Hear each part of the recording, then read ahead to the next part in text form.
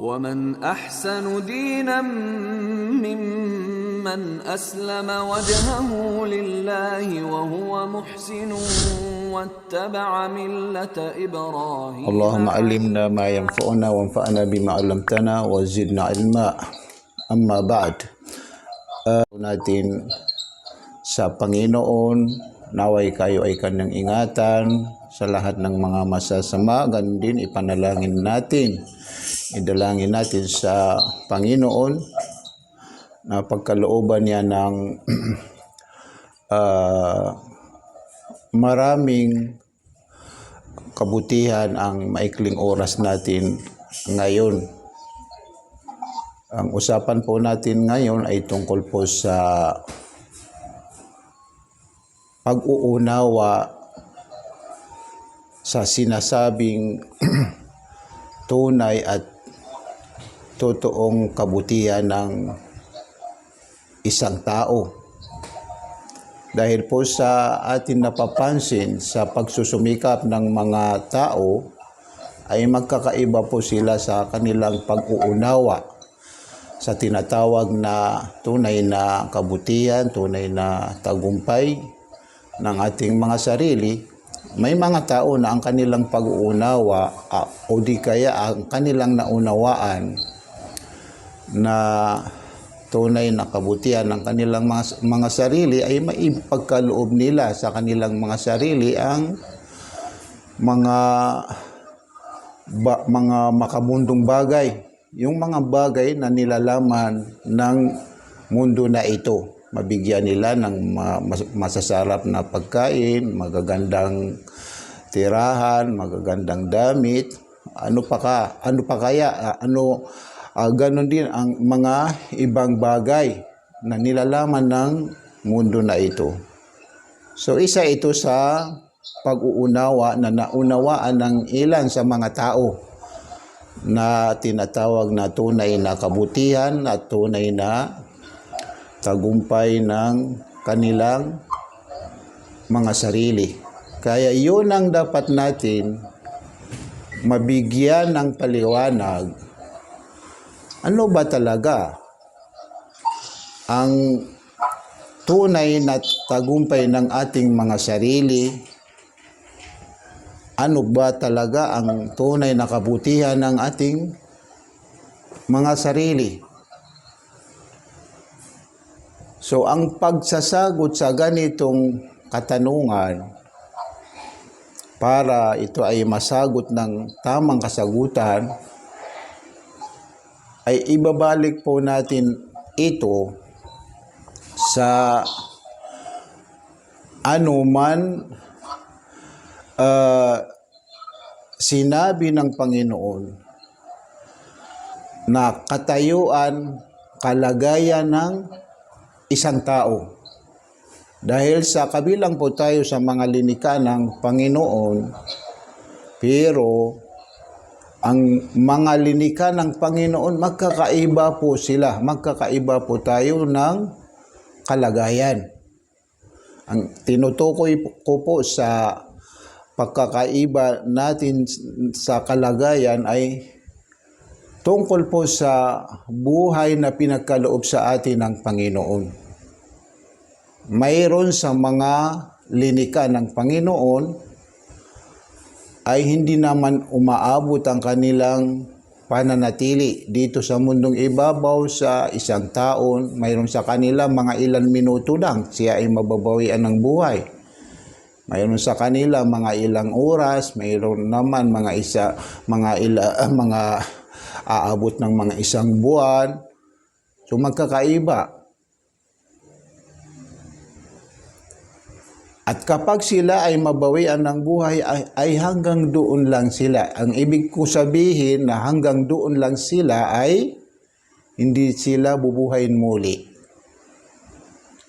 Hindi katulad natin ng isang tao, katulad natin ng mga tao, ang buhay na pinagkaloob sa atin ng Panginoon ay buhay na walang hangganan.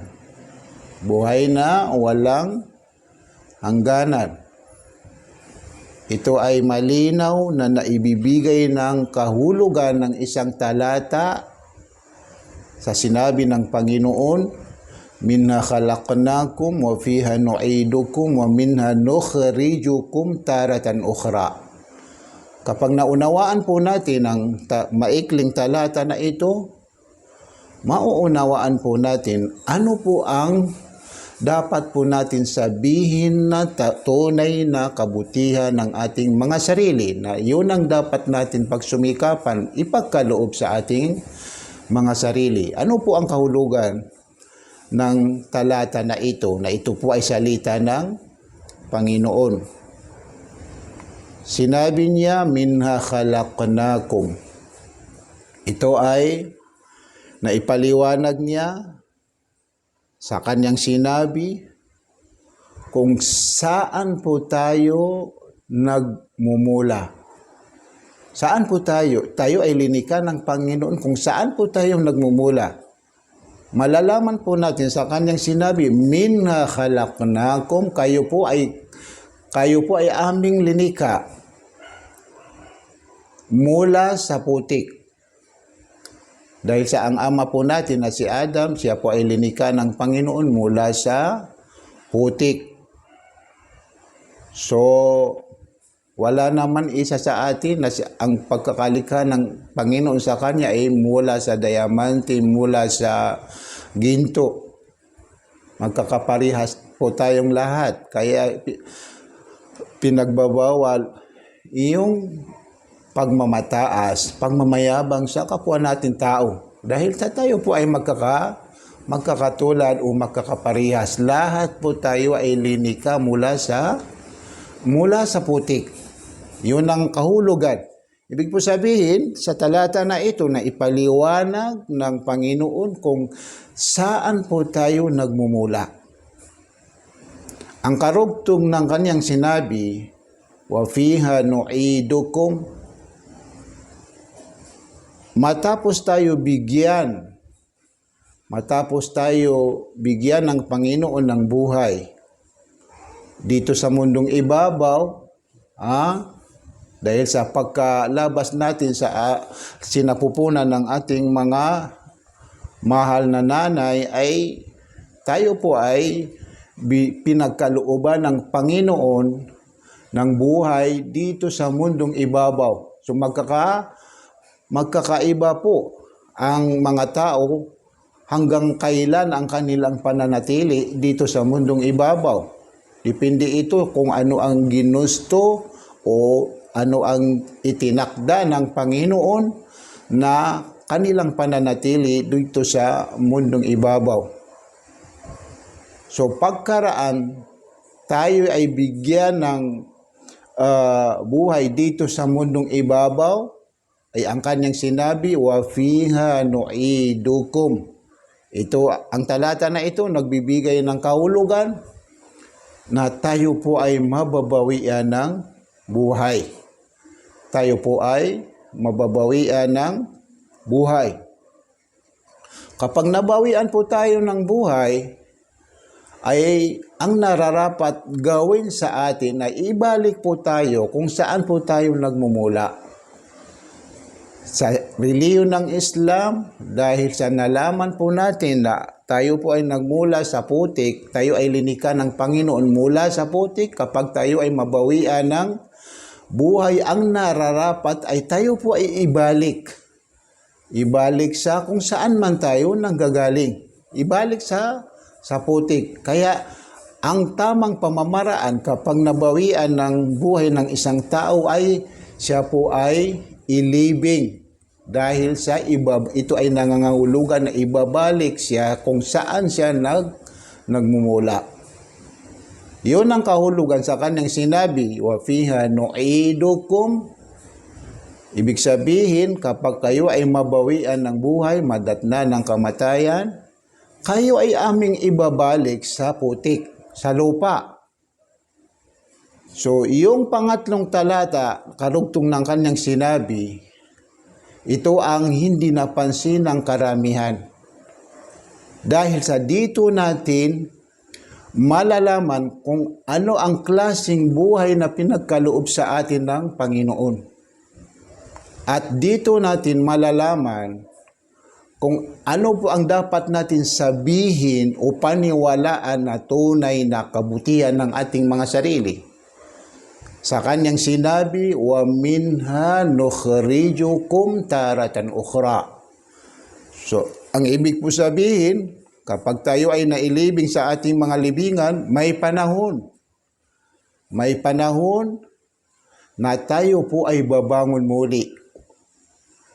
Tayo po ay babangon muli. Tayo po ay ilalabas sa ating mga libingan. Bakit? Dahil sa ipagpapatuloy po natin yung buhay na pinagkaloob sa atin ng Panginoon. Dahil sa ang klaseng buhay na pinagkaloob sa atin ng Panginoon ay buhay na walang hangganan. Buhay na walang hangganan. Kung saan naman tayo bubuhayin?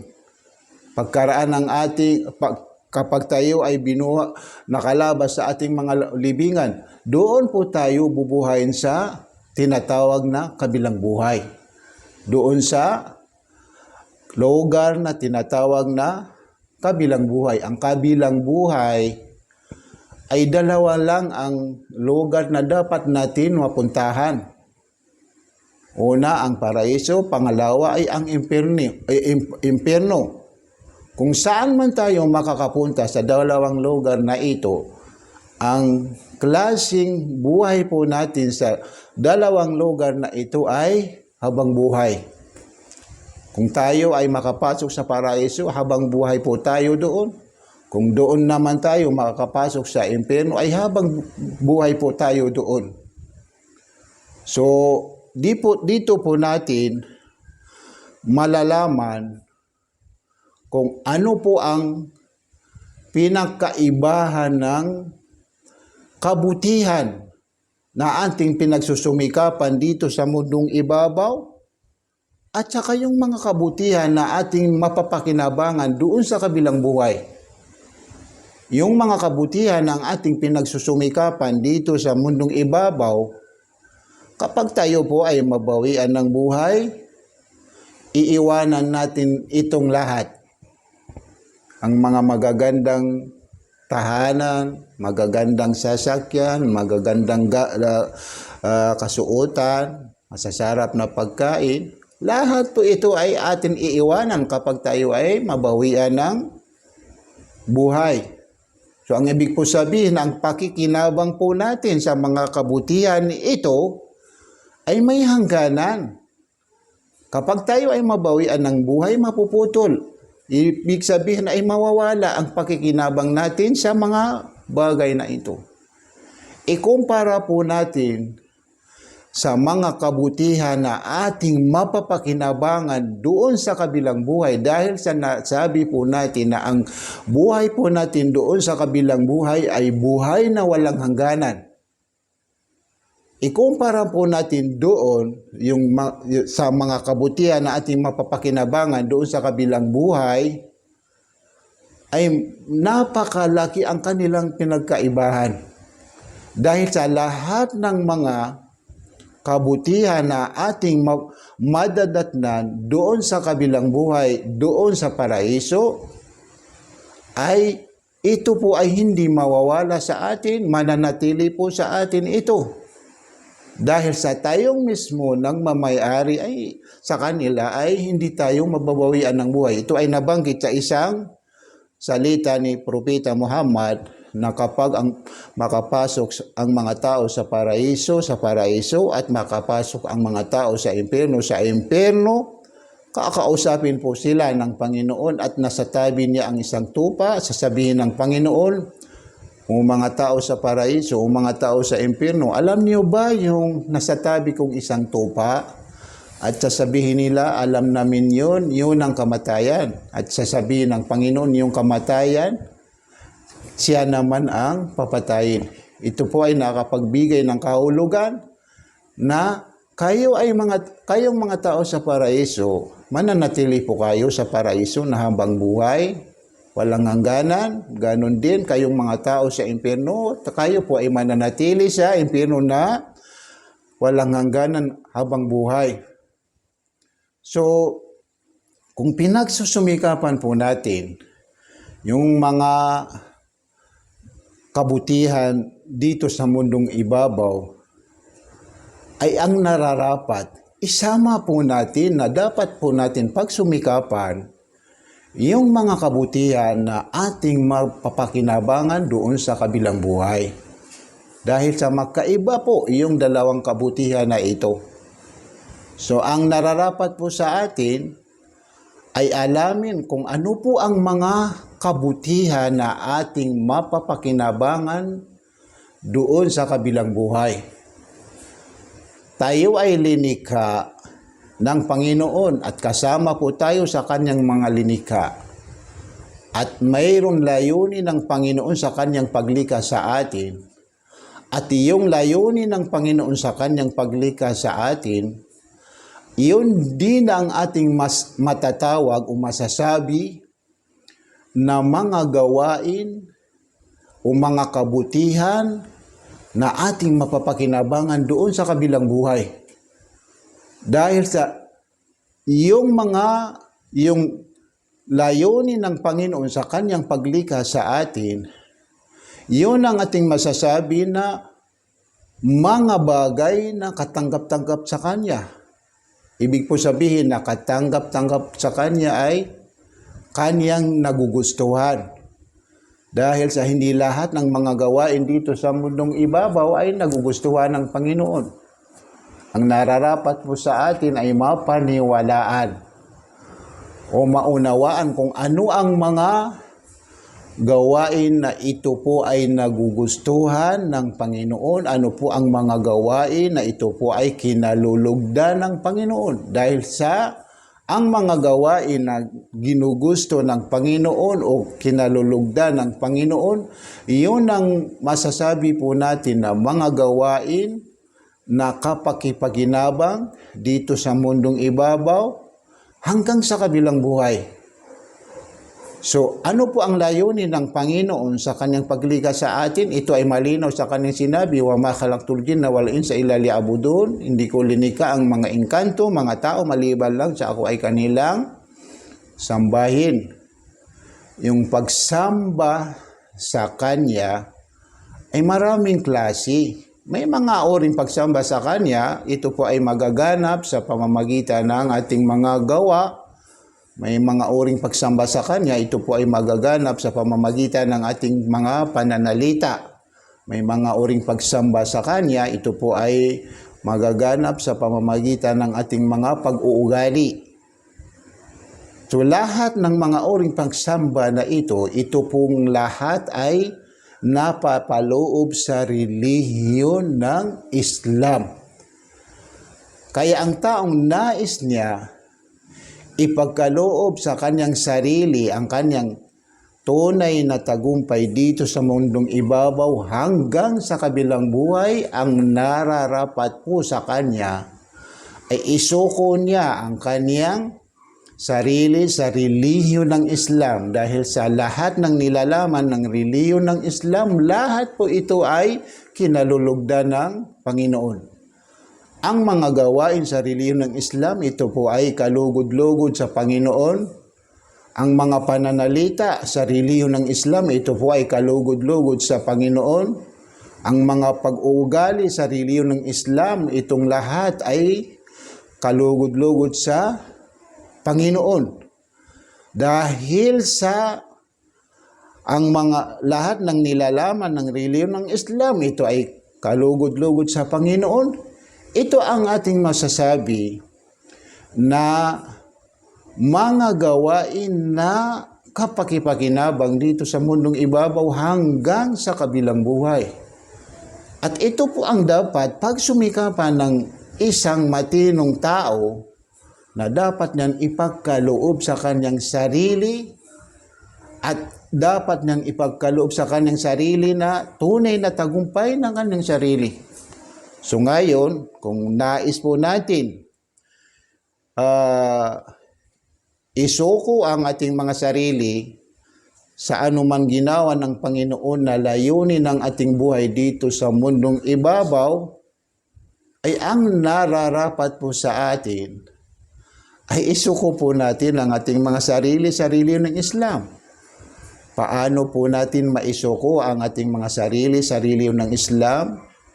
Ito po ay sa pamamagitan ng pagyakap at pagpasok sa relihiyon ng Islam. Paano po tayo makakapasok sa relihiyon ng Islam? Ito po ay sa pamamagitan ng pagsasagawa ng tinatawag na pagsasaksi. Ang pagsasaksi na ito po ay katanggap-tanggap sa Panginoon ay napapaloob po dito ang tatlong bagay. Ang unang bagay, ang paniniwala sa pamamagitan ng ating mga puso. Halimbawa, paniwalaan ng ating mga puso na walang Diyos na karapat-dapat sambahin maliban kay Allah. Paniwalaan ng ating mga puso si Muhammad ay kanyang sugo at alipin. Pangalawa, paniwalaan. Anuman ang pinaniwalaan ng ating mga puso, dapat po natin ito bigkasin. Maliban lang kung tayo ay hindi makakapagsalita. Pangatlo, anuman ang pinaniwalaan ng ating mga puso at binigkas ng ating mga bibig, dapat po natin ito isabuhay sa pamamagitan ng bawat bahagi ng ating katawan. Kaya tiyakin po natin na bawat parte ng ating katawan, wala po silang maikikilos maliban lang sa mga gawain na ito po ay naaayon sa anuman pinaniwalaan ng ating mga puso, binigkas ng ating mga bibig. Kapag naisabuhay, nabuo po natin ang tatlong bagay na ito, naisabuhay po natin yung unang hakbang sa pagpasok sa relihiyon ng Islam. Tayo po ay matatawag na Muslim at tayo po ay matatawag na alipin na isinuko niya ang kanyang sarili sa layunin ng Panginoon sa kanyang paglikas sa kanya, at tayo din ang matatawag na alipin ng Panginoon na nagbalik loob sa kagustuhan ng Panginoon. Alam po natin ano po ang ipagkakaloob ng Panginoon sa kanyang alipin na nagbalik loob sa kanya. Isa sa mga napakaraming mga mahalagang bagay na pinaghanda ng Panginoon para sa alipin ng Panginoon na siya po ay nagbabalik loob sa kanya. Kabilang po doon yung lahat ng nagawa niyang pagkakasala ay ito po ay maipapatawad ng Panginoon sa kanya. Kahit sabihin po natin noon na ay nakagawa po tayo ng maraming pagkakasala, ilagay po natin, napuno natin ng pagkakasala ang mundo na ito. Dahil naman sa tayo ay nagbalik loob sa kagustuhan ng Panginoon, lahat po ito ay buburahin ng Panginoon, hindi lang sa buburahin kundi papalitan pa ng maraming kabutihan. So ito po ang maikling paliwanag sa tinatawag na tunay na tagumpay ng ating mga sarili, tunay na kabutihan ng ating mga sarili, kung nais po natin ipagkaloob sa ating mga sarili ang ganitong napakahalagang bagay. Yung tinatawag na tunay na kabutihan ng ating mga sarili, ang nararapat po sa atin yung isabuhay po natin yung unang hakbang sa pagyakap, pagpasok sa relihiyon ng Islam. At huwag po natin ito ipagpadamot sa ating mga sarili. Dahil sa naunawaan po natin gaano kahalaga ang isang napakasimpleng gawain na ito. At huwag natin ito palampasin dahil sa hindi po tayo sigurado kung tayo ba ay makakaabot sa susunod na mga panahon, sa susunod na mga araw. Hindi po natin hawak ang ating mga buhay. Kung mayroon naman tayong naunawaan ng napakahalagang bagay, dapat po natin ito samantalahin. Huwag natin ito palampasin. Kaya sister, ito po ay hindi natin masasabi na ito ay sa pilitan sa relihiyon ng Islam, kundi ito ay bilang payo, bilang awa sa ating mga sarili. Kahit wala po tayong napangawakan na mga bagay dito sa mundong ibabaw, kung ito ang ating matatanggap, ito ang pagkaloob natin sa ating mga sarili, tayo tayo ang matatawag na linika ng Panginoon na magtatagumpay dito sa mundong ibabaw hanggang sa kabilang buhay. Kaya samantalahin po natin ito, sister, dahil sa katulad ng aking sinabi, hindi po natin hawak ang ating mga buhay. Isabuhay po natin yung unang hakbang sa pagpasok sa reliyon ng Islam. Sundin niyo po ako sa anuman bibigkasin ko.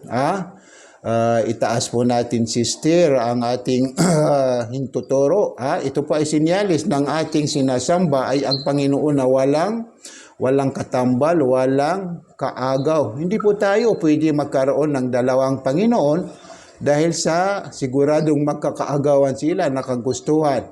Kapag magkaagawan sila ng kagustuhan, ano ang magiging epekto, resulta niya sa atin? Masama dahil sa magugulo po tayo. Ito po ang kahulugan. Okay? So, sundin niyo po ako, sister, sa anuman bibigkasin ko. Taasan niyo po ang inyong pagbibigkas. Ashhadu alla ilaha illallah wa ashhadu anna Muhammadan abduhu wa rasuluhu wa ashhadu anna Isa abduhu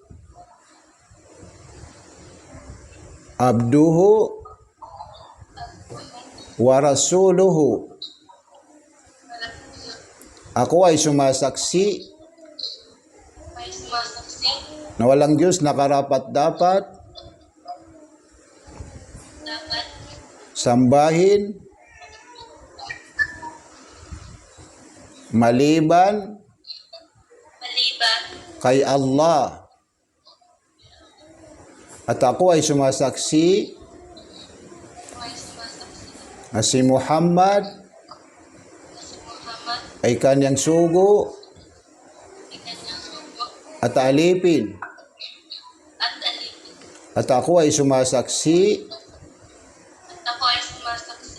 na si Jesus ay kanyang sugo at alipin. Allahu Akbar. Congrats sa iyo. Congrats sa iyo, sister. Ikaw po ay ikaw ang pinili ng Panginoon na ipinagkaloob niya sa iyo ang napakahalagang bagay na ito. Ikaw ang sa dami ng kanyang mga linika, pero ikaw ang kanyang pinili. Ito ay nangangahulugan dahil sa ikaw ang karapat-dapat. Dahil sa ikaw ay kanyang minahal, ikaw ang kanyang minahal sa kanyang mga linika at ginawa kanyang ikaw ang karapat-dapat. Kaya wala po kaming nararapat sabihin maliban lang sa congrats sa iyo, sister. Ingatan po kayo ng Panginoon.